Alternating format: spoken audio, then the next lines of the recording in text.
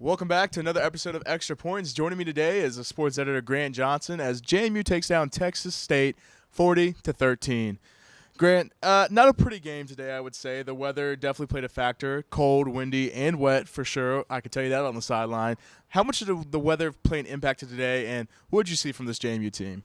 Weather played a huge impact. I mean, there was multiple fumbles on both sides. Really, just like you said, it was a sloppy game. But I think the overall takeaway from that is that even though JMU did not play a perfect game, they still dominated Texas State, who is a 2-2 Sun Belt team, right in the middle of the pack, right in the thick of things. And, they took it to them. And I think that just shows that JMU is just so more than ready for this FBS jump than I think really anyone really could have anticipated. 4-0 start. Got both their wins in the Sun Belt already. I mean, pretty much things have been going as good as they could have been going for the Dukes right now. You talk about that 4-0 start. Not only are they 4-0, but it seems like, and guessing gambling terms, they've covered the spread in every game. What have you seen of this JMU team? Are you surprised at all with this start, and how can they keep this momentum going? I'm definitely surprised. And like you said, Josh, good teams win, but great teams cover. And no, but I'm definitely surprised. I mean, coming into this year, it was so much uncertainty, and I didn't really know what to expect. I thought week one before the game they'd lose to Middle Tennessee. I mean, they check that off the list to more an emphatic win, and then took care of Norfolk State, and then went to Boone, North Carolina last week. We were both there for that in dramatic fashion. Escape from Boone for a win when they were underdogs as well.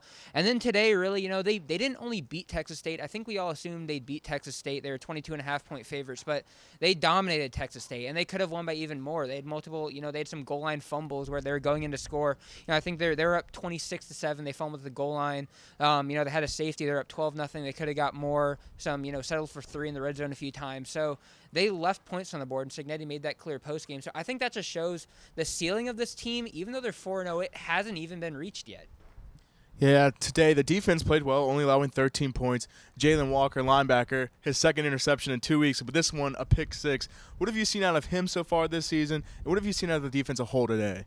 Jalen Walker's been great, and he was someone who had to step in for Diamante Tucker-Dorsey, who was a FCS All-American at linebacker, and Jalen's fit in seamlessly. And head coach Kurt Signetti's had faith in Jalen since pretty much the beginning of fall camp. I mean, he was posting a picture on Signetti was posting a picture on his own Twitter of Jalen Walker and saying he's the guy, he's ready to step up, and Jalen's flown around the field. Him and as well as his linebacker mate Taurus Jones and a third linebacker Mateo Jackson's been pretty well. But no, I mean the front seven's been really great all year, and also the secondaries for so many huge hits. Last week it was Key Reed having a game-saving, huge hit to knock the ball loose from App State when they were driving. And then this week it was Sam Kidd popping the ball up in the air and giving a pick to, I believe it was Taurus Jones on that one. So, defense is fooling around all year, and I think they're still holding cumulatively opponents under 100 rushing yards, which is just absolutely insane. So, I mean, we'll see how sustainable it is. It's been a great start, but, I think it's really only up from here for the defense. We've talked a lot about the defense so far, but the offense, a couple turnovers. They still got the job done today, putting up 40 points, obviously. Special teams put up 2 points of their own on that safety. So what can the offense do to maybe improve upon this game, limit those turnovers, and get ready for Arkansas? Yeah, well, I think this game kind of might stand in a vacuum in itself because of the conditions and because of how sloppy it was. I think coming into this game, we knew that both Texas State and JMU were likely going to turn the ball over, have some miscues. I mean, it is cold and it's wet and rainy. Not only that, but for the first time this year, we've had these conditions. So it's a little bit of an adjustment period to that. But no, I think this offense, it goes back to, quarterback Todd Centeio has been a little bit banged up. He left this game for a few drives. Kurt Signetti post-game said Todd got the wind knocked out of him.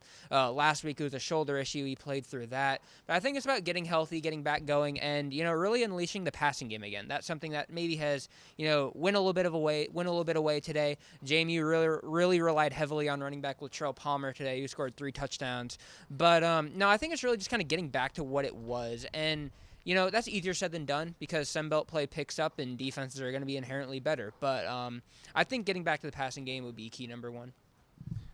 JMU takes on Arkansas State next week in an away game, and then another away game after that down in Georgia.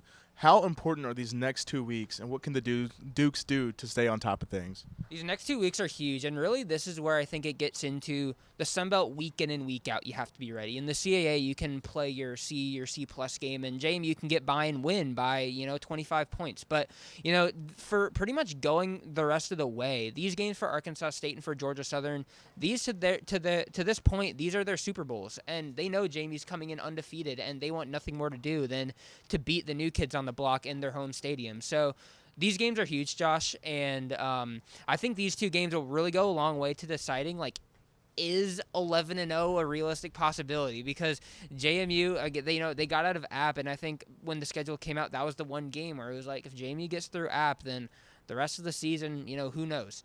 And it's about sustaining this. I don't know if they'll be able to on the road, too. They're going to have to play their A game 2 weeks in a row on the road in Sunbelt environments, which is not easy. But, we haven't seen anything otherwise so far to say that JMU can't do that.